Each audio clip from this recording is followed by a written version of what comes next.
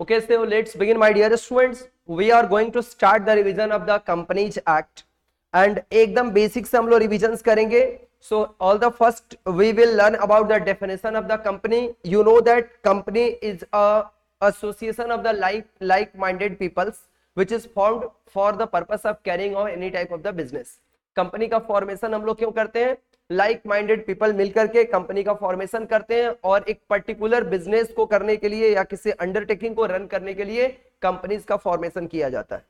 यहां पर as per section 2 clause 20 of the companies act भी कंपनी को डिफाइन किया गया है. यहां पे जैसा कि आप देख पा रहे हैं कंपनी का डेफिनेशन यहां पर भी आपको दिया गया है. Company means a company incorporated under the companies act और any other previous company law. भाई कंपनीज एक्ट 2013 हमारे कंट्री में प्रिवेल करता है. बिफोर कंपनीज एक्ट 2013 हमारे कंट्री में दूसरा कंपनीज एक्ट हुआ करता था, कंपनीज एक्ट 1956, या उसके अहेड जो कंपनीज एक्ट हुआ करते थे उसमें रजिस्टर्ड जो उस टाइम पे रजिस्टर्ड कंपनीज होगी उनको भी अभी कंपनीज एक्ट 2013 के अंडर में कंपनी बोला जाता है. As per section 2 clause 20 of the companies act 2013, company means a company incorporated under this act. This act means companies act 2013 और any other previous company law. तो ये हम लोगों का कंपनीज का डेफिनेशन है. इसके बाद हम लोग करेंगे features of company. Features of company, company के क्या क्या features, characteristics of the company. Dear students, features company का क्या होता है? यू नो दैट ना, company is a separate legal personality, company is a separate legal entity. Company क्या होता है? कंपनी एक सेपरेट लीगल एंटिटी होता है. Company is a separate legal person and artificial person होता है which is created by the law. Company कैसे create होता है? लॉ से क्रिएट होता है. ये शेयर होल्डर्स से अलग होता है. मतलब ऐसा नहीं कि शेयर होल्डर्स के ग्रुप को हम लोग कंपनी बोलते हैं. शेयर होल्डर्स अलग है, अलग पर्सन है. Shareholders are the natural persons and the shareholders are the natural persons भी हो सकते हैं. कोई कंपनी भी शेयर होल्डर हो सकता है. और जो कंपनी है वह डिस्टिंक्ट पर्सन होता है, सेपरेटेड फ्रॉम इट्स मेंबर्स होता है. ओके, कंपनी का अपना कॉर्पोरेट इंडिपेंडेंट कॉर्पोरेट एग्जिस्टेंस होता है. कंपनी की लाइबिलिटी जो होती है ना, लिमिटेड लाइबिलिटी. इसमें जो मेंबर्स होते हैं ना, जैसे पार्टनरशिप में आप लोग जानते हो ना कि पार्टनरशिप फॉर्म में जो पार्टनर्स होते हैं उनकी लाइबिलिटी अनलिमिटेड होती है. बट कंपनीज के केस में, in case of the companies, the liability of the members of a limited company having share capital. Company कैसा है? Company limited company having share capital. Which type of the company? Company limited company having the share capital. उसमें जो person member होते हैं, उसमें जो person member होते हैं उनकी लाइबिलिटी लिमिटेड होती है to the extent of the nominal value of the shares held by them. To the extent of the nominal value of the shares held by them, यानी जितने अमाउंट का ये share purchase करते हैं, जितना number of share purchase करते हैं, उसकी जो नॉमिनल वैल्यू होती है उतने अमाउंट तक के लिए ही एक मेंबर उस कंपनी में लायबल हो सकता है. उससे एक्सेस की लाइबिलिटी उसके ऊपर नहीं आ सकती है. Because in case of the liability of the members of a limited company having share capital is limited to the extent of the nominal value of the shares held by them. जितना का share held करता है उतना तक की उसकी liability होती है. आपको कोई डाउट होगा तो आप लोग पूछ भी सकते हो. Shareholders can not be called upon to pay more than the unpaid value of his shares. जो अनपेड अमाउंट है, जैसे से फॉर एग्जांपल्स किसी कंपनी में मैं शेयर होल्डर्स हूं जिसका मैंने 10,000 शेयर्स परचेज कर रखा है एट द रेट ऑफ ₹10. तो 1 लाख रुपए का शेयर मैंने परचेज कर रखा है. एंड यू नो दैट ना, कंपनी एक बार में पूरा मनी नहीं मांगता है, कॉल में मांगता है. तो कंपनी को ऑलरेडी मैंने ₹6 पर शेयर करके ऑलरेडी पेड कर दिया है, यानी 60,000 rupees I have already paid to the company as a shareholders. And कितना हमें अभी पे करना बाकी है? ₹4 पर शेयर करके पे करना बाकी है. तो 10,000 इंटू 4, यानी अब हमारे से कंपनी सिर्फ पूरा 1 लाख रुपया मांगेगा या जो अनपेड वैल्यू है वह मांगेगा? Only unpaid value, which means the 40,000 rupees company will ask only for the 40,000 rupees from me. Because जितना अनपेड अमाउंट है उतना ही कंपनी हमसे मांगेगा. क्लियर है मेरी बात? नेक्स्ट पॉइंट आपकी परपेचुअल सक्सेशन. कंपनी का सक्सेशन कैसा होता है? परपेचुअल सक्सेशन होता है. कंपनी में क्या होता है कि कंपनी में अपने वाइंड अप तक, company has its existence from the time of incorporation two winding up. Incorporation that means registration से लेकर के और कंपनी अपने वाइंड अप तक, कंपनी इनकॉर्पोरेशन से लेकर के अपने वाइंड अप तक कंपनी की सक्सेशन, परपेचुअल सक्सेशन होता है. इसमें पार्टनरशिप की तरह नहीं है कि पार्टनर्स में एक पार्टनर्स का रिटायरमेंट हो गया, पार्टनर्स की डेथ हो गई तो पार्टनरशिप फॉर्म डिसॉल्व हो गया और फिर से रिकंस्टिट्यूट होता है. ऐसा नहीं है. यहाँ पर क्या है, कंपनी के सारे डायरेक्टर्स की डेथ भी हो जाएगी तो भी कंपनी के सक्सेशन कंटिन्यू करेगा। क्लियर है ना? तो मेंबर्स में कम and members may go out but company survive up to the winding up. Company अपने वाइंड अप टाइम तक कंपनी सर्वाइव करता रहेगा। क्लियर है मेरी बात? एक एक पॉइंट्स को और ज्यादा मैं आप लोगों से रिक्वेस्ट करूंगा, मैंने बहुत सारे बच्चों के एग्जाम्स वगैरह हुए थे यहाँ पर सेंटर्स पे, तो मैंने देखा आप पॉइंट लीव करके और आंसर लिख रहे हैं। पॉइंट्स को आप मेंटेन करने की कोशिश करें। My dear students, it's my kind request to everyone, please mention the points in your answer. Points आप नहीं लिखेंगे तो बहुत दिक्कत होगा आपके साथ, आपका नंबर कम मिलेगा, आपको नंबर कटेगा आपका बहुत ज्यादा से ज्यादा करके। सो नंबर्स में आप पॉइंट्स मेंटेन करना क्या रखिए इसका।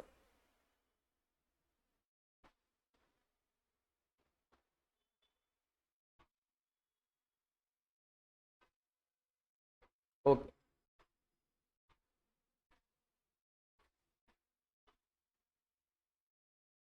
अभी बहुत सारे बच्चे ज्वाइन नहीं कर पाए हैं। चलिए बच्चों, then after separate property, company की जो भी प्रॉपर्टीज होते हैं वो सभी कंपनी के नाम पे होते हैं, कंपनी के मेंबर्स के नाम पे कुछ नहीं होता। The company is having the right to acquire and transfer properties in its own name. Company का राइट क्या होता है? Company is having right to acquire and transfer properties in its own name. Company अपने name से property purchase करता है और company अपने प्रॉपर्टीज को ट्रांसफर करता है अपने नाम से। क्लियर है मेरी बात ना? देन आफ्टर नेक्स्ट पॉइंट आपकी क्या है यहाँ पर? Common seal. नेक्स्ट पॉइंट आपकी क्या है? Common seal. कॉमन सील वाले पॉइंट में देखिएगा, the common seal is used by the company for affixing it in the documents such as contract etcetera. Company अपने सारे डॉक्यूमेंट्स में, sorry my dear students, just wait for a second. So my dear students, company is an artificial person और company खुद से तो sign कर नहीं सकता है ना, तो कंपनी क्या करता है? कंपनी खुद से साइन नहीं कर सकता है तो कंपनी का अपना एक कॉमन स्टैंप होता है जो सारे उसके डॉक्यूमेंट्स में यूज किया जाता है। Now the use of the common seal has been made optional, ये बना दिया गया। ये अमेंडमेंट्स है। The companies act 2013 require common seal to be affixed on certain documents. All such documents which required affixing the common seal may now instead be signed by the two directors। जिसमें common seal देना जरूरी था वह अभी दो director sign कर देंगे, या एक डायरेक्टर या एक कंपनी सेक्रेटरी कंपनी का साइन कर देगा तो भी वो वैलिड हो जाएगा। ठीक है भाई, ये अमेंडमेंट्स है, यहां से लेकर के यहां तक ये अमेंडमेंट्स है, अमेंडमेंट्स है, इसको ध्यान से रखोगे इसको। ट्रांसफरेबिलिटी ऑफ द शेयर्स, आपको पता है ना कि यहां पे कोई भी मेंबर्स अगर कंपनी में कोई भी शेयर होल्डर्स कंपनी का अपना शेयर किसी अदर पीपल को ट्रांसफर करना चाहता है तो he can easily transfer his shares, वो अपना शेयर्स आसानी से ट्रांसफर कर सकता है। ट्रांसफरेबिलिटी ऑफ द शेयर्स में क्या होता है? That members of the company accept in the private company में ऐसा नहीं हो सकता है, may be freely transferable. Share members के फ्रीली ट्रांसफरेबल होते हैं। पार्टनरशिप में क्या होता है? एक पार्टनर को पार्टनरशिप फॉर्म से निकलना है या अपना शेयर किसी अदर पीपल को ट्रांसफर करना, अदर पार्टनर को भी ट्रांसफर करना है तो बाकी सारे पार्टनर से कंसेंट लेने की रिक्वायरमेंट होती है। बट कंपनी के केस में ऐसा कोई रिक्वायरमेंट नहीं है, कंपनी के मेंबर्स को किसी से परमिशन लेने की जरूरत नहीं है। कंपनी के मेंबर्स, प्राइवेट कंपनी में लेकिन ऐसा नहीं होता है, प्राइवेट कंपनी में ऐसा नहीं होता है। कंपनी के मेंबर्स अपने और बाकी जो कंपनीज है उसमें मेंबर्स अपना शेयर्स इजिली ट्रांसफर कर सकते हैं। नेक्स्ट पॉइंट है which is very important for your exams, lifting of corporate veil. Important point है मेरे बच्चों आपके एग्जाम्स के लिए, लिफ्टिंग ऑफ कॉर्पोरेट वेल। इसको अच्छे से समझेंगे आप लोग। Lifting of corporate veil, company separate legal person होता है and company is also artificial person. मेरी बात को ध्यान से सुनेंगे आप लोग, ध्यान से सुनेंगे। Companies personality is the separate personality of the company is a statutory privileges, statutory privileges and it must be used to legitimate business purpose only। भाई एक्ट हमारे कंट्री में बनाया गया है, एक्ट हमारे कंट्री में फॉर्म किया गया है कि कंपनी में जो मेंबर्स होंगे, listen to me very carefully dear students, listen to me very carefully. Companies act बनाया गया है कि कंपनी के नाम से कंपनी का एक सेपरेट लीगल पर्सनालिटी होता है, कंपनी सेपरेट पर्सन होता है, वो अपने मेंबर्स से अलग होता है। तो कंपनी फॉर्म करके एक इसका स्टैट्यूटरी प्रिविलेजेस है, मतलब बहुत अच्छा प्रिविलेजेस है कि सेपरेट पर्सनालिटी फॉर्म करके और कंपनी को क्या किया जा सकता है? सेपरेट पर्सनालिटी फॉर्म करके और कंपनी को रन किया जा सकता है। लेकिन company is formed only for the legal business, company is formed only for the legitimate business, legal business. But कुछ पीपल्स ऐसे हैं जो क्या कर सकते हैं, कंपनी के नाम पे कंपनी फॉर्म कर लिया और कंपनी के नाम पे इलीगल धंधा किए जा रहे हैं, इलीगल बिजनेस करे जा रहे हैं। तो भाई कंपनी का जो सेपरेट पर्सनालिटी है, उसका जो स्टैट्यूटरी प्रिविलेजेज है, उसके ऊपर अटैक करना होगा ये, ठीक है। वेयर अ फ्रॉडलेंट और dishonest use is made of the legal entity, because company तो आर्टिफिशियल है भाई, इसके नाम से कंपनी बना लिया और उसके नाम से व्यापार किए जा रहे हैं, इलीगल काम किए जा रहे हैं, फ्रॉडलेंट एक्टिविटीज करे जा रहे हैं। सो ऐसे सिचुएशन में where a fraudulent and dishonest use is made of the legal entity, the individual concerned, तो पता किया जाता है ना कि भाई ये कंपनी का प्रमोटर कौन है, ये कंपनी का प्रमोटर कौन है, who are the directors of the company, who are managing the company, तो उनको निकाला जाता है कि भाई ये इंडिविजुअल कौन है जो कंपनी के पीछे है और ये कंपनी के नेम पे कंपनी के स्टैट्यूटरी प्रिविलेजेस को खतरे में डाल रहा है और उसका यूज करके वो इलीगल काम कर रहा है। तो individual concern will not be allowed to take shelter behind the corporate personality. ऐसा नहीं है कि आप कॉर्पोरेट पर्सनालिटी के शेल्टर में, यानी बहुत सारे कंपनीज बना लिए सारे कंपनी के नाम से, अब भाई आपको ने इलीगल किया, किसी पीपल ने आपके ऊपर केस किया, बोलोगे जाओ कंपनी ने किया है ना, हमने थोड़े किया है क्या, भाई उस कंपनी के पीछे है कौन जो ये खेल खेल रहा है इलीगल का। तो ये पता किया जाता है कि individual concern will not be allowed to take the shelter behind the corporate personality and the court will break through the corporate veil. Court के पास ये पावर है, कोर्ट के पास ये पावर है कि इस कॉर्पोरेट सेल को वह ब्रेक कर सकता है और ये पता कर सकता है कि कंपनी के लीगल पर्सनालिटी के बिहाइंड में जाकर के कौन ऐसा है जो इलीगल एक्टिविटी परफॉर्म कर रहा है, ठीक है। The court will break through the corporate cell and apply the principle और doctrine what is called the lifting of the corporate और piercing of the corporate veil. Corporate का घूंघट उठाना इसको बोलते हैं। The court will look behind the corporate entity, court ऐसा corporate entity के पीछे जाके देखेगा and take action through no entity separate from the members existed. बिना ऐसा कोई ऑर्गेनाइजेशन नहीं है, ऐसी कोई कंपनी नहीं है जो बिना मेंबर का एग्जिस्ट करेगा, मेंबर कोई ना कोई तो उसमें होगा। एंड मेक द मेंबर्स और the controlling person liable for डेप्ट एंड ऑब्लिगेशन, और फिर वो जो कंट्रोलिंग पर्सन उसके पीछे होंगे, जो खेल खेल रहे होंगे, उनको पकड़ेगा और उनको पकड़ करके जो भी डेप्ट ऑब्लिगेशंस होंगे उनसे हिसाब करेगा। अभी हमारे क्वेश्चंस में ऐसे भी पूछे जाते हैं, वह कौन कौन सा सिचुएशंस है in which circumstances court have the power to lift the corporate well.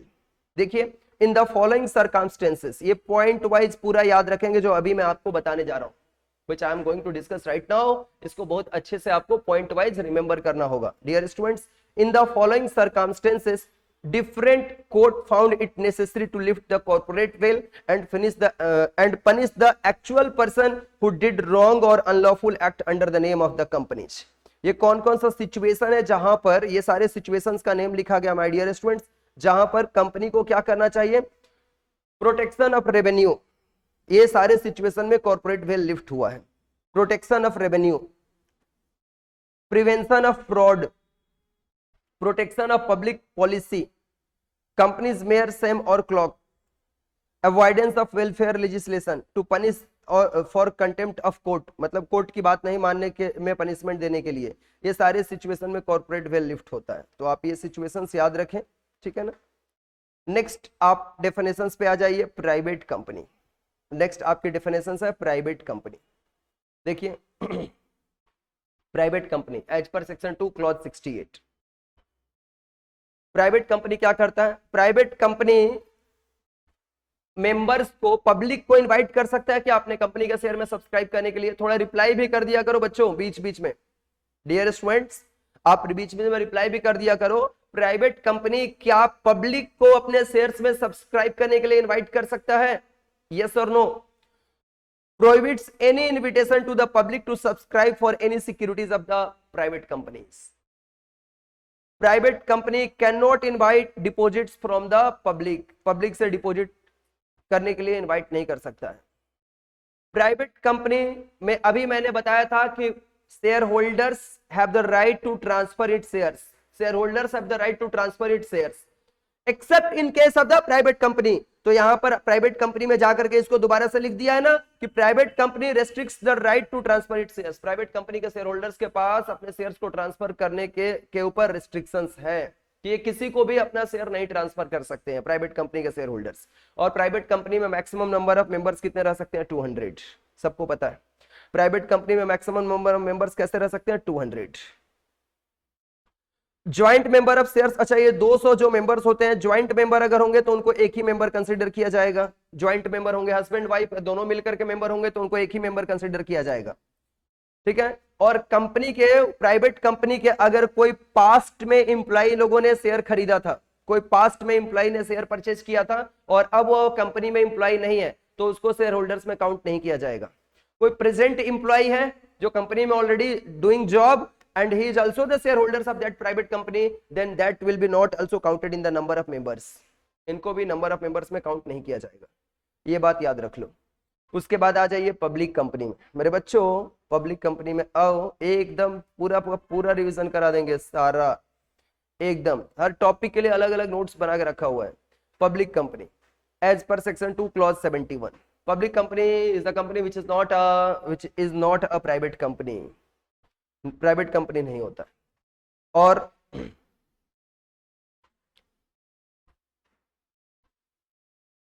is a public company is a private company which is a subsidiary of a public company, which not a private company which is a subsidiary of the public company, is not a होगा, is not a private company, not a private company which is a subsidiary of the public company। Public company का कोई subsidiary company होगा तो उसको भी public company बोला जाएगा, private company उसे नहीं बोला जाएगा। इसके बाद आ जाइए आप स्मॉल कंपनी में। स्मॉल कंपनी में आ जाइए, आप देख पा रहे हैं ना स्मॉल कंपनी, स्मॉल कंपनी देखिए यहां पर स्मॉल कंपनी के केस में देखिए यहां पे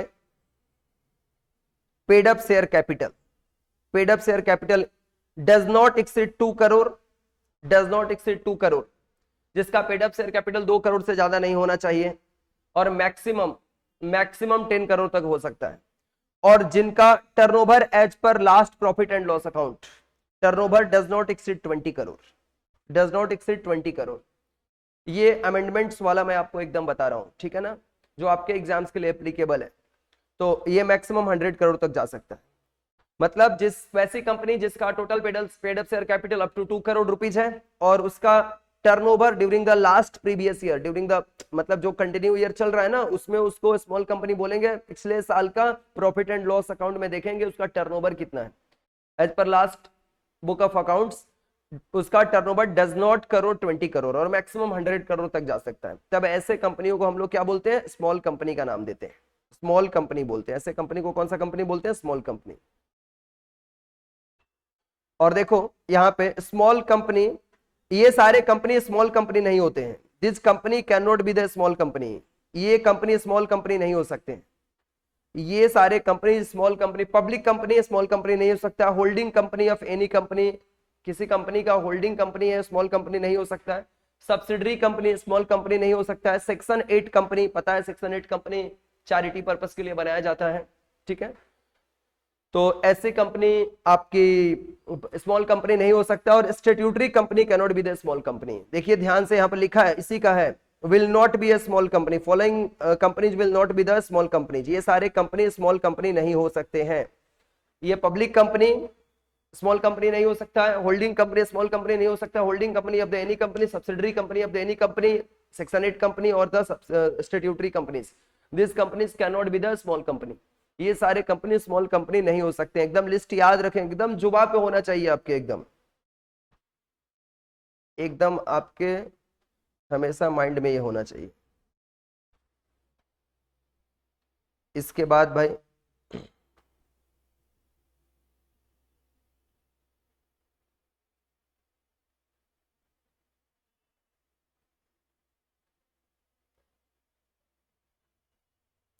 one person company, OPC, OPC one person company, OPC one person company as per section 2 clause 62। OPC कैसी कंपनी होती है? OPC is the company which is formed with only one member, जो only one person as a member बनाया जाता है। OPC private limited company होता है. And one nominee is also appointed in the company. One nominee is appointed in the OPC. यहाँ पे qualification क्या, what are the qualification to be the member of the to corporate and OPC in India? Natural person, only natural person कर सकता है ऐसा. Second, आपका Indian citizen होना चाहिए, रेसिडेंट ऑफ इंडिया और अदरवाइज नहीं, resident of India for 182 days.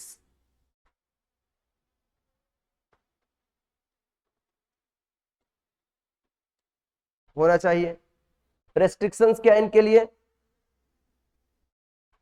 Restrictions क्या है देखिए यहाँ पे, only one person member of only one OPC. एक पर्सन सिर्फ एक ही ओपीसी फॉर्म कर सकता है. One person member of only one OPC. One person can be the member of only one OPC. One person nominee of only one OPC. एक person सिर्फ एक ही OPC में नॉमिनी बन सकता है. एक पर्सन सिर्फ अपने लाइफ में एक ही ओपीसी बना सकता है. एक पर्सन सिर्फ और सिर्फ एक ही ओपीसी में नॉमिनी बन सकता है. ठीक है भाई. If he becomes member of two OPCs by virtue of death where he was nominee, जैसे मान लो मेरा खुद का अपना एक ओपीसी है, मेरा खुद का एक अपना ओपीसी है, और मेरा एक रामू ने भी हमें अपने ओपीसी में मेंबर नॉमिनी बना के रखा.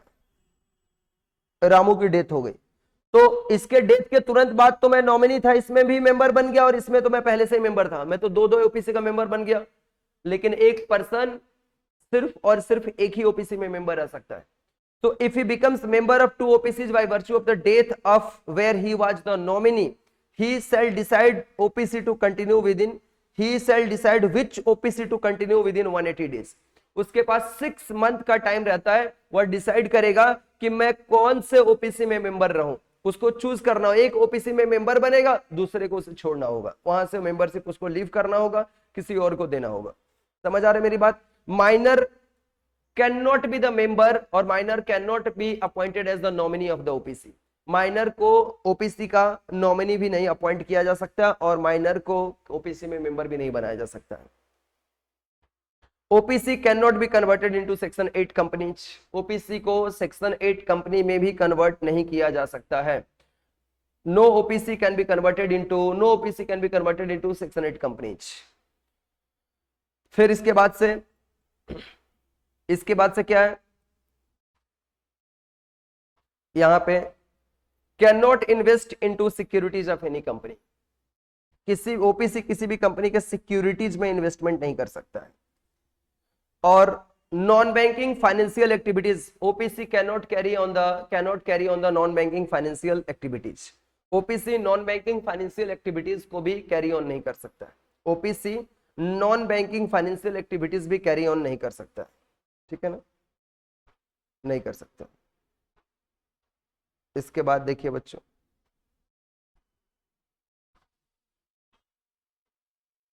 Section 8 company not for profit company. Section 8 company not for profit company होता है. सेक्शन 8 कंपनी कैसा कंपनी होता है? नॉट फॉर प्रॉफिट कंपनी होता है. भाई कंडीशंस क्या है इसके, ध्यान दो बच्चों. कंडीशंस क्या है, मैं थोड़ा बड़ा कर देता हूं पॉइंट्स को, आपको देखने में सुविधा रहेगा.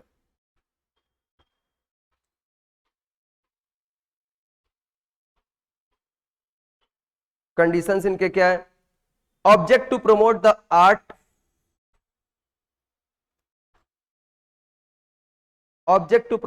Art, science, sports, education, social welfare etcetera. भाई ऑब्जेक्ट बहुत सारे बच्चे एग्जाम्स में ऐसे लिख देते हैं गलती. Its object is science, commerce, sports, social welfare. अभी प्रमोट वर्ड कौन लिखेगा? Its object, section 8 companies object to promote the arts, science, commerce, sports, education, social welfare etcetera. ये section 8 company apply its profits only for its purpose, अपने purpose में ही अपने profit को पूरा अप्लाई करता है। Section 8 company no payment for dividend to its members, भाई मेंबर्स लिखना है, मेंबर्स, एम्प्लॉय नहीं, ठीक है भाई। ओपीसी अपने मेंबर्स लोगों को, यानी इनके जो सब्सक्राइबर्स हैं, इनके जो मेंबर्स हैं, उनको किसी भी तरह का डिविडेंड पेमेंट नहीं करता, ठीक है। ओपीसी को रजिस्टर्ड करने के लिए हम लोग एप्लीकेशन कहां पे करते हैं, आरओसी में करते हैं, आरओसी। और आरओसी ही ओपीसी सेक्शन 8 कंपनी के, सॉरी ओपीसी हम बोल दिए, सेक्शन 8 कंपनी के लिए एप्लीकेशन हम लोग कहां पे करते हैं, आरओसी में करते हैं। सेक्शन 8 कंपनी का लाइसेंस कौन इशू करता है, सेक्शन 8 कंपनी रन करने के लिए लाइसेंस कौन इशू करता है, आरओसी करता है। ये देखिए, ये प्राइवेट लिमिटेड वर्ड का यूज नहीं कर सकता। Section 8 company registered section 8 company can not use the word limited और private limited after its name, अपने नाम के बाद ये प्राइवेट लिमिटेड और लिमिटेड वर्ड का यूज नहीं कर सकता है। क्लियर है। Many tax benefit is available to section 8 companies, section 8 companies को बहुत सारे टैक्स बेनिफिट्स भी अवेलेबल है। सेक्शन 8 कंपनी को many tax benefits are available to the section 8 companies, section 8 companies को बहुत सारे टैक्स बेनिफिट अवेलेबल है। नेक्स्ट, रेवोकेशन भी इनका हो सकता है। देखिए ध्यान से, कंडीशंस ब्रीच करेंगे तो आरओसी इनका लाइसेंस भी क्या कर देगा, रिवोक कर देगा। इफेक्ट ऑफ रिवोकेशन क्या होगा, need to register in any other company. जैसे इनका, अगर मान लो कोई कंपनी है जो कि आपका ये सेक्शन 8 कंपनी है, इनका लाइसेंस इनका अगर रद्द कर दिया जाता है, रिवोक कर दिया जाता है, तो देन आफ्टर इनको किसी अदर फॉर्म ऑफ कंपनी में अपने आप को रजिस्टर करना होगा, अदर फॉर्म ऑफ कंपनी में इनको रजिस्टर करना होगा, अदर फॉर्म ऑफ कंपनी में इनको रजिस्टर करना होता है।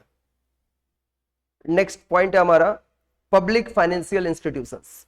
नेक्स्ट पॉइंट है हमारा public financial institutions as per section 2 clause 72, as per section 2 clause 72।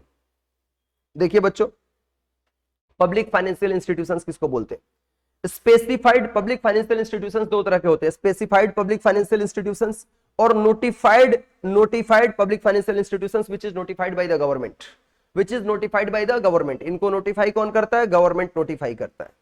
Public financial institutions जैसे एलआईसी है, infrastructure development finance company limited है, यूटीआई है, institutions already notified under 1956 act और any other notified by central government in consultation with the reserve bank of India. ये सभी लोग इसमें already है स्पेसिफाइड में। एंड नोटिफाइड कौन कौन है, नोटिफाई किनको किया जा सकता है भाई, ऐसा नहीं है किसी भी कंपनी को central government state government notify कर देगा कि भाई आज से तुम पब्लिक फाइनेंशियल इंस्टीट्यूशंस हो।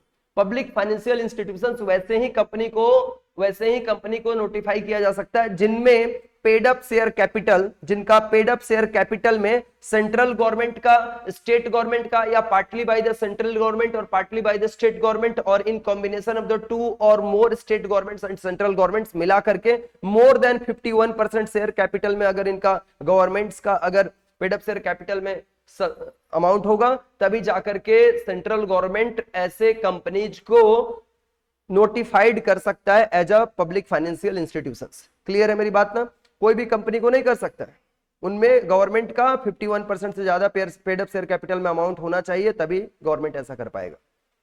क्लियर है मेरी बात ना, गवर्नमेंट के ऊपर भी रेस्ट्रिक्शंस है भाई। गवर्नमेंट कंपनी पे आ जाइए, गवर्नमेंट कंपनी पे आ जाइए मेरे बच्चों, गवर्नमेंट कंपनी पे आ जाइए। Government company as per section 2 clause 45, government company as per section 2 clause 45 means any company in which not less than, government company किसको बोलते हैं, गवर्नमेंट कंपनी वैसे ही कंपनी को बोलते हैं जिस कंपनी के paid up share capital held by the 51%, at least 51% और मोर, कम से कम 51% share paid up share capital is held by the central government और बाय एनी स्टेट गवर्नमेंट और गवर्नमेंट्स, मतलब स्टेट गवर्नमेंट, एक स्टेट गवर्नमेंट या इन कॉम्बिनेशन ऑफ द 2 और more state governments, और partly by the central government और partly by the 1 और more state governments मिला करके अगर 51% से ज्यादा पेड अप शेयर कैपिटल है, तब वैसे कंपनी को ही गवर्नमेंट कंपनी हम लोग बोलते हैं। ठीक है भाई। इसके बाद देखिए, and the section includes a company which is a subsidiary company of such a government company. जो गवर्नमेंट कंपनीज के सब्सिडरीज कंपनीज हैं उनको भी हम लोग क्या बोलते हैं, गवर्नमेंट कंपनीज के जो सब्सिडरीज कंपनीज होते हैं ना, गवर्नमेंट कंपनीज के जो सब्सिडरीज कंपनीज होते हैं इनको भी हम लोग गवर्नमेंट कंपनी ही बोलते हैं। Subsidiaries companies of the government companies are also known as the subsidiaries companies of the government companies also known as the government company। और ये लोग प्राइवेट लिमिटेड और लिमिटेड वर्ड नहीं यूज कर सकते हैं, ठीक है ना। इसके बाद नेक्स्ट पॉइंट पे आ जाइए बच्चों। Next point,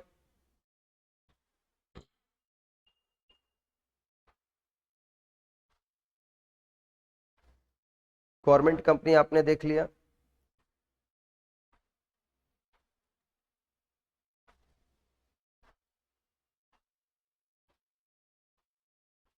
foreign company, foreign company पे आ जाओ। फॉरेन कंपनी पे आ जाइए बच्चों। फॉरेन कंपनी किसको बोलते हैं हम लोग? Foreign company means any company और body corporate incorporated outside India. Obviously India के बाहर ही रजिस्टर हुआ है, लेकिन इनको फॉरेन कंपनी क्यों बोलते हैं? क्योंकि बिजनेस करने के लिए कहां रखे हैं? इंडिया। बिजनेस करने के लिए कहां रखे हैं? इंडिया। तो foreign company means any company और body corporate incorporated outside India but which has a place of business in India. लेकिन उनका प्लेस ऑफ बिजनेस कहां पर है? इंडिया में। वेदर बाय इटसेल्फ है, खुद बिजनेस कर रहे हैं, यहां पर अपने ब्रांचेज ओपन कर रखे हैं, फॉरेन ब्रांचेज इंडिया में आकर के ओपन कर रखे हैं अपने, या इंडिया में फैक्ट्री अपना लगा रखे हैं, या फिर इंडिया में अपना एजेंट के थ्रू भी अगर ये बिजनेस कर रहे हैं इंडिया में, तभी उनको फॉरेन कंपनी बोला जाएगा। फिजिकली भी बिजनेस कर रहे हैं तो भी उनको फॉरेन कंपनी बोला जाएगा, और इलेक्ट्रॉनिक मोड में अगर बिजनेस कर रहे हैं थ्रू इलेक्ट्रॉनिक मोड, तभी उसे फॉरेन कंपनी बोला जाएगा। जैसे भाई गूगल, गूगल कहां की कंपनी है? यूएसए की कंपनी है, बट इंडिया में बिजनेस कर रहा है कि नहीं कर रहा है? फेसबुक इंडिया में बिजनेस कर रहा है या नहीं कर रहा है? तो ये सब कंपनी हमारे कंट्री के लिए क्या बोले जाएंगे? फॉरेन कंपनी बोले जाएंगे। ये सब फॉरेन कंपनी हमारे लिए। इसके बाद नेक्स्ट पॉइंट, और conduct any business activity in India in any other manner. किसी भी तरीके से, इन एनी अदर मैनर लिख करके क्या बोल दिया? किसी भी तरीके से अगर कोई भी बिजनेस एक्टिविटी फॉरेन की कंपनी, ऐसी कंपनी जो इनकॉर्पोरेट बाहर हुआ है, इंडिया के बाहर इनकॉर्पोरेट हुआ है, लेकिन इंडिया में आकर के किसी भी मोड में अगर बिजनेस करेगा तो उसे हम फॉरेन कंपनी नाम देंगे। फॉरेन कंपनी उनको नाम दे दिया जाएगा। क्लियर है मेरी बात ना? डोरमेंट कंपनी, डोरमेंट कंपनी किसको बोलते हैं? डोरमेंट कंपनी देखो भाई, dormant company, a company which has no significant accounting transactions is called a dormant company। खाली कंपनी बना के रख दिया गया है, लेकिन इसका अभी तक कोई अकाउंटिंग ट्रांजैक्शंस नहीं हुआ है। ऐसी कंपनी जिसका अभी क्या किया जा चुका है, इसका कंपनी तो फॉर्म हो चुका है बट कोई भी अकाउंटिंग ट्रांजैक्शंस इसके नहीं हो रहे हैं, तब ऐसे कंपनी को हम लोग नेम क्या देते हैं? Dormant company. This type of the company is known as the dormant company. ऐसे कंपनी को हम क्या नाम देते हैं? डोरमेंट कंपनी नाम देते हैं। क्लियर है भाई? Dormant companies, a company which has no significant accounting transactions. ऐसी कंपनी जिसका कोई भी सिग्निफिकेंट अकाउंटिंग ट्रांजैक्शंस नहीं है, ऐसे कंपनी को हम लोग डोरमेंट कंपनी नाम देते हैं। सिग्निफिकेंट अकाउंटिंग ट्रांजैक्शंस का मतलब क्या होता है sir? Significant accounting transactions mean any transactions other than, ये सारे ट्रांजैक्शन इन लोगों ने किया है, ये सभी ट्रांजैक्शंस करेंगे तो इसको सिग्निफिकेंट अकाउंटिंग ट्रांजैक्शंस नहीं बोला जाएगा। जैसे रजिस्ट्रार को ऑब्वियसली फी पेमेंट करेंगे कंपनी रजिस्टर करने के लिए, payment made to fulfil the requirement of this act. Companies act के रिक्वायरमेंट को फुलफिल करने के लिए जो भी पेमेंट जहां भी करना है उन्हें पेमेंट सारा किए हैं। अपने शेयर्स को अलॉट करने का रिक्वायरमेंट जो है, पेमेंट और maintenance of its office and records, अपने ऑफिस और रिकॉर्ड को मेंटेन करने के लिए जो भी वर्क कर रहे हैं, इनको छोड़ करके कोई भी बिजनेस ट्रांजैक्शंस नहीं हुआ है, कोई अभी तक गुड्स सेल नहीं किया है, कोई तरह का सर्विसेज नहीं सेल किया है, कोई भी बिजनेस ट्रांजैक्शंस नहीं हुए हैं, तब ऐसे कंपनी को हम क्या नाम देते हैं? Dormant company. डोरमेंट कंपनी नाम देते हैं भाई। निधि कंपनी क्या है? Cost cutting, saving among its members करने के लिए बनाया जाता है निधि कंपनी, हालांकि ये जरूरी नहीं है आपके लिए। अब आ जाइए भाई आप नेक्स्ट पॉइंट पे, memorandum of association and article of association. Memorandum of association and article of association,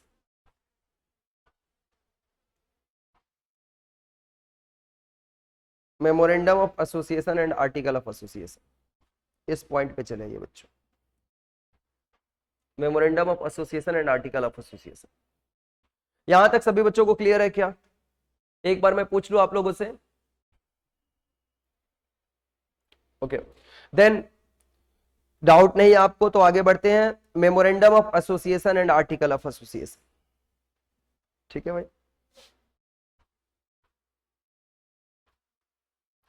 देखो भाई, मेमोरेंडम ऑफ एसोसिएशन जो होता है ना, इसका definition as per section 2 clause 56 में डिफाइन किया गया है। और मेमोरेंडम ऑफ एसोसिएशन कंपनी के फॉर्मेशन के समय हमें रजिस्ट्रार के पास जमा करना होता है। वो डॉक्यूमेंट्स होता है, this is the basic documents. Memorandum of association and article of association both are the basic documents of the company. Company के बेसिक डॉक्यूमेंट्स हैं। मेमोरेंडम ऑफ एसोसिएशन जो ओरिजिनली पहली बार फ्रेम होता है, पहली बार फ्रेम होता है जो बनाया जाता है, उसको भी मेमोरेंडम ऑफ एसोसिएशन बोलते हैं। और बाय टाइम टू टाइम उसमें अल्टरेशन भी किया जाता है। Memorandum of association is altered from time to time. तो टाइम टू टाइम अगर मेमोरेंडम ऑफ एसोसिएशन अल्टर भी होता है, उसको भी हम लोग मेमोरेंडम ऑफ एसोसिएशन ही बोलते हैं, ठीक है भाई। अच्छा, इसके बाद से यहां पे देखिए, इसमें कंटेंट क्या क्या होता है। मेमोरेंडम ऑफ एसोसिएशन फिलहाल हम लोग डील करें। मेमोरेंडम ऑफ एसोसिएशन में किस बारे में लिखा हुआ रहता है? मेमोरेंडम ऑफ एसोसिएशन में नेम क्लॉज होता है। नेम क्लॉज, कंपनी का नाम क्या है। सिचुएशन क्लॉज, मतलब कंपनी की लोकेशन कहां पर है, उसकी रजिस्टर्ड ऑफिस कहां पर है। कंपनी का ऑब्जेक्ट क्लॉज उसमें लिखा हुआ रहता है, दैट मींस कंपनी किस पर्टिकुलर ऑब्जेक्ट के लिए फॉर्म किया गया है। एंड लाइबिलिटी क्लॉज होता है, कंपनी के ऊपर क्या क्या लाइबिलिटीज है। कंपनी का कैपिटल स्ट्रक्चर कैसा है, कंपनी का कैपिटल में कितना पेड अप शेयर कैपिटल है, कितना रजिस्टर्ड कैपिटल है, ये सब कैपिटल क्लॉज में होता है। सब्सक्रिप्शन क्लॉज, सब्सक्राइबर कौन कौन है, मेमोरेंडम ऑफ एसोसिएशन के सब्सक्राइबर कौन कौन से हैं। And nominee clause only for OPC होता है। Nominee clause only for OPC, only for one person company.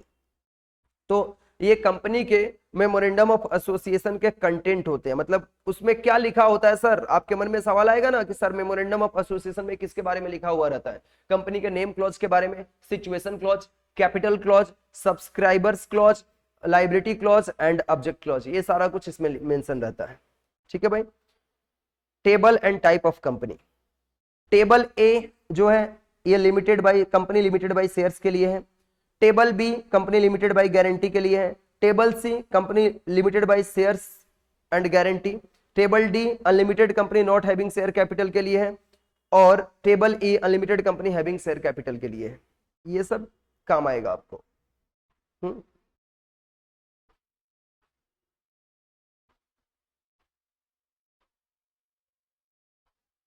इसके बाद देखिए मेमोरेंडम कैसा होना चाहिए।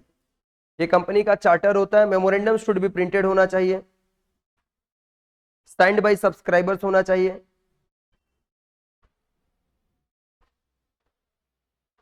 भाई कितने सब्सक्राइबर होते हैं?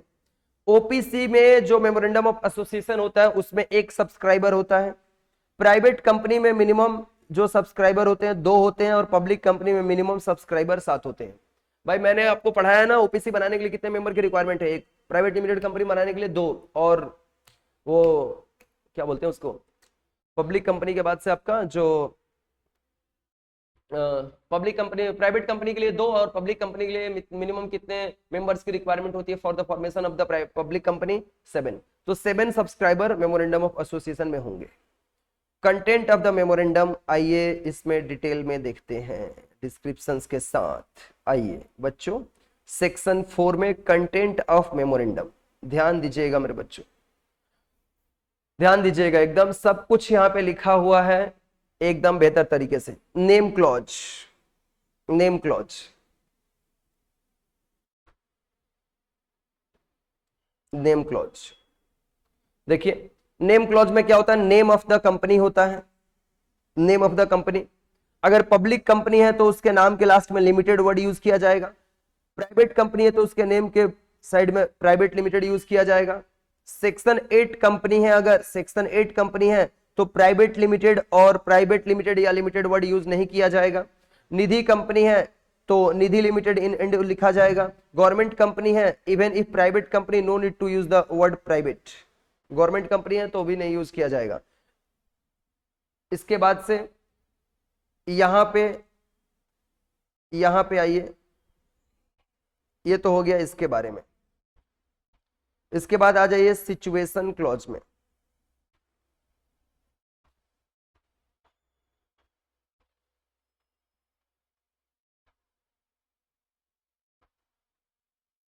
सिचुएशन क्लॉज में आ जाइए बच्चों, सिचुएशन क्लॉज में। सिचुएशन क्लॉज में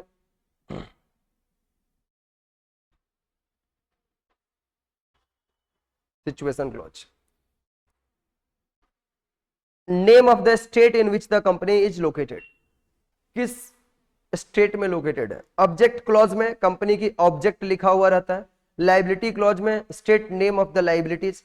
in case of the company limited by guarantee, liability clause must state and every members promise to contribute in the event of the winding up।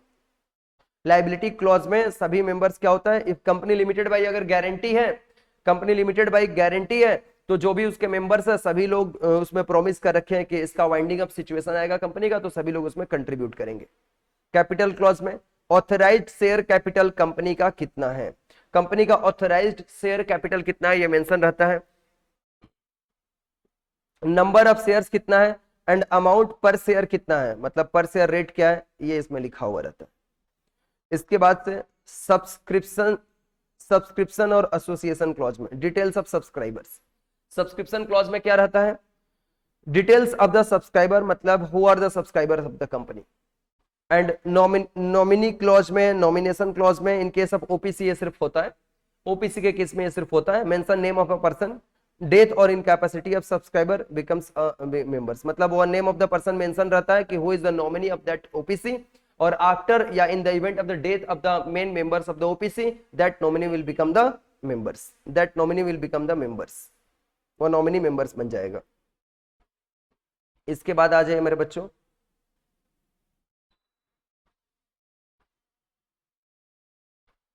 इसके बाद article of association. Thereafter we are going to revise the article of association. Article of association in section number 5. Article of association. Article of association जो originally frame होता है या time to time alter होता है, दोनों ही article of association है। ये article of association में क्या लिखा हुआ रहता है, कंपनी को इंटरनली कैसे मैनेज किया जाएगा, कंपनी इंटरनली कैसे मैनेज होता है इसके बारे में लिखा हुआ रहता है। इसकी ऑब्जेक्ट क्या है, आर्टिकल ऑफ एसोसिएशन में internal management about the company लिखा हुआ रहता है। How the company will be managed internally, company में कैसे इंटरनली मैनेज किया जाएगा ये इसमें ऑब्जेक्ट में लिखा हुआ रहता है। इसमें कंटेंट क्या क्या होते हैं, शेयर्स से रिगार्डिंग, डिबेंचर से रिगार्डिंग, प्रोस्पेक्टस से रिगार्डिंग कंटेंट होते हैं, मीटिंग्स कंपनी के रिगार्डिंग कंटेंट होते हैं, बोर्ड ऑफ डायरेक्टर से रिगार्डिंग कंटेंट होते हैं, general power of the company इसके बारे में लिखा हुआ रहता है।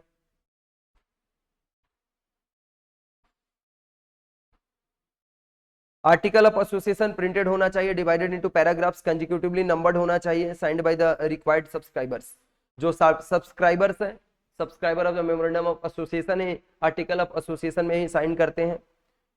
ओपीसी में एक मेंबर चाहिए आर्टिकल ऑफ एसोसिएशन में साइन करने के लिए, प्राइवेट लिमिटेड में 2 और पब्लिक लिमिटेड कंपनी में 7। बहुत आसानी से इसको हम लोग रिवीजन कर लिए हैं।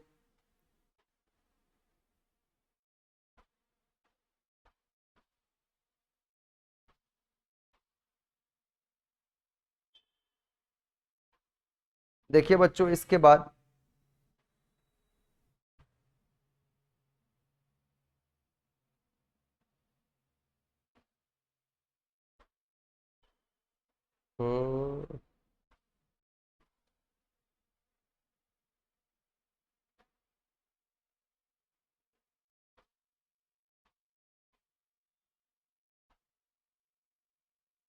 देखिए आर्टिकल ऑफ एसोसिएशन को अगर अल्टर करना होता है, आर्टिकल ऑफ एसोसिएशन को अगर अल्टर करना है तो हमें स्पेशल रिजोल्यूशन पास करना होता है। Normally special resolution is passed to alter the article of association. Article of association when to add entrenchment at the time of formation e form INC 34 use किया जाता है। आफ्टर फॉर्मेशन सबसे पहले इंट्रेंचमेंट कैसे होता है, entrenchment clause article of association का क्या है? When to add entrenchment after formation, at the time of formation तो हम लोग इसमें अप्लाई करते हैं आईएनसी 34 में,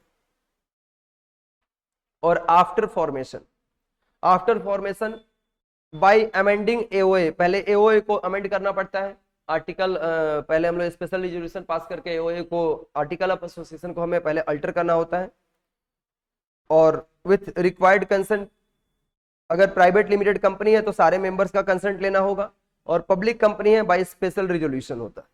कैसे होता है आर्टिकल ऑफ एसोसिएशन, कैसे अल्टर होता है? प्राइवेट लिमिटेड कंपनी का अगर आर्टिकल ऑफ एसोसिएशन अल्टर करना है तो सारे मेंबर्स लोगों का हमें कंसेंट लेना होता है, और पब्लिक लिमिटेड कंपनी है तो यहां पर हमें स्पेशल रिजोल्यूशन पास करके हम लोग अल्टर करते हैं आर्टिकल ऑफ एसोसिएशन को। नेक्स्ट पॉइंट है हमारा डॉक्ट्रिन ऑफ अल्ट्रा विरेस।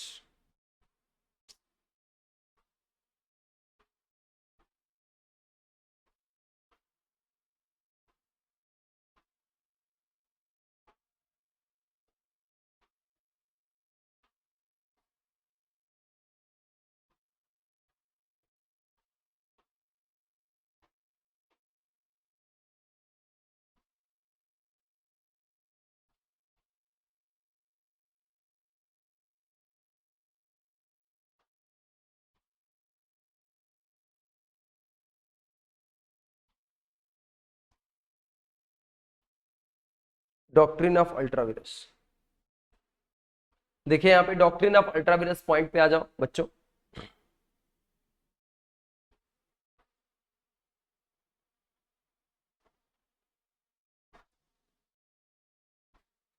यहाँ पे अल्ट्रा विरेस वर्ड का मतलब क्या होता है? Beyond the power, beyond the power जाके काम करना। एमओए को अल्ट्रा विरेस करने का मतलब क्या होता है? मेमोरेंडम ऑफ एसोसिएशन में नेम क्लॉज होता है, ऑब्जेक्ट क्लॉज होता है, कैपिटल क्लॉज होता है, सब्सक्राइबर क्लॉज होता है, लाइबिलिटी क्लॉज होता है। मेमोरेंडम ऑफ एसोसिएशन का अल्ट्रा विरेस का मतलब क्या होता है?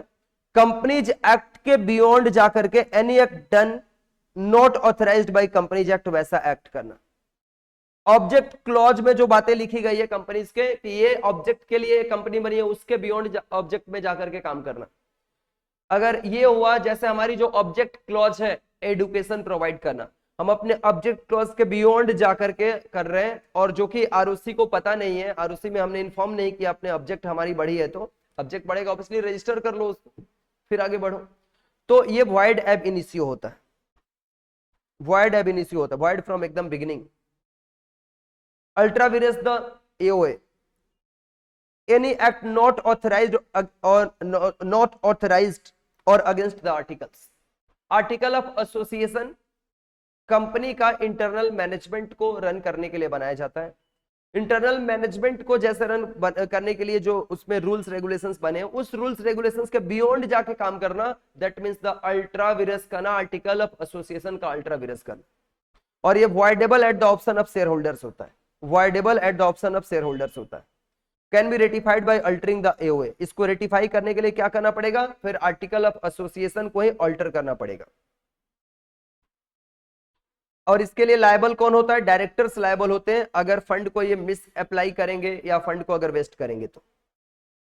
Ultra vires the directors, any act beyond the power of directors, अपने पावर के बियॉन्ड जाकर के काम कर रहा है, इसको बोलते हैं डायरेक्टर्स के फंक्शंस को अल्ट्रा विरेस करना।